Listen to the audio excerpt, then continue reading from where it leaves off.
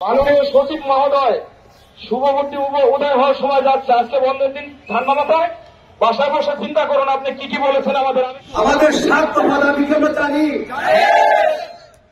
আমাদের প্রথম দফা স্বৈরাচারী চেয়ারম্যানকে পদত্যাগ এবং অপসারণ করতে হবে,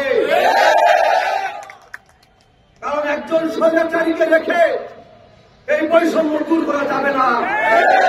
17 তারিখে আমাদের যখন জেলখানায় প্রেরণ করেছিল ওই কুচক্রী মহল, তারপরে আমরা জেলখানায় থেকেও আমরা ওই চেয়ারম্যানের পদত্যাগ কখনো মনের থেকে ভাবি নাই। কিন্তু এই গত 15 দিন ধরে আমার সহকর্মীকে যেভাবে হয়রানি করছে, এই বছরের মাঝখানের সময়ে আমরা বাধ্য হয়েছি তার পদত্যাগ দাবি করার জন্য। সৃষ্টিকর্তার সম্মান দেওয়ার মালিক আমরা আপনাকে সম্মানের জায়গায় রাখতে চেয়েছিলাম, কিন্তু সৃষ্টিকর্তাই চাই না আপনি সম্মানের জায়গায় থাকেন। আমরা বলতে চাই 17 তারিখে যে অনাকাঙ্ক্ষিত নিন্দনীয় ধিক্কার জানাই আমরা সেই ঘটনাকে। আমরা কারাগার থেকে কোন আপোষ করি নাই, আর এখন তো প্রশ্নই আসে না। আমরা মাননীয় উপদেষ্টা মহোদয়কে আহ্বান জানাবো এই দানবকে অপসারণ করে আমাদের সাথে আলোচনায় বসুন।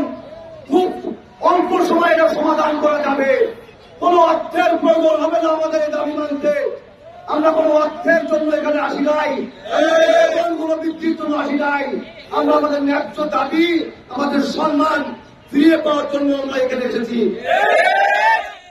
আজ আমরা জীবিত অবস্থায় বাংলাদেশ সরকারের কাছে এই দুষ্কৃতিকারী চেয়ারম্যান থেকে শুরু করে আইনজীবী সকলের বিচার দাবি করি।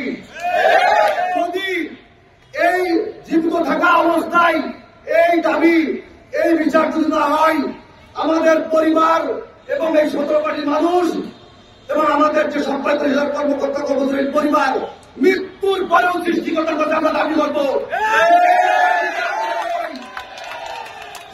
বন্ধুরা, আমরা যদি গ্রেফতার হই, আমরা যদি মেরে ফেলা হয়, আপনারা কেউ রাজপথ চাইবেন না।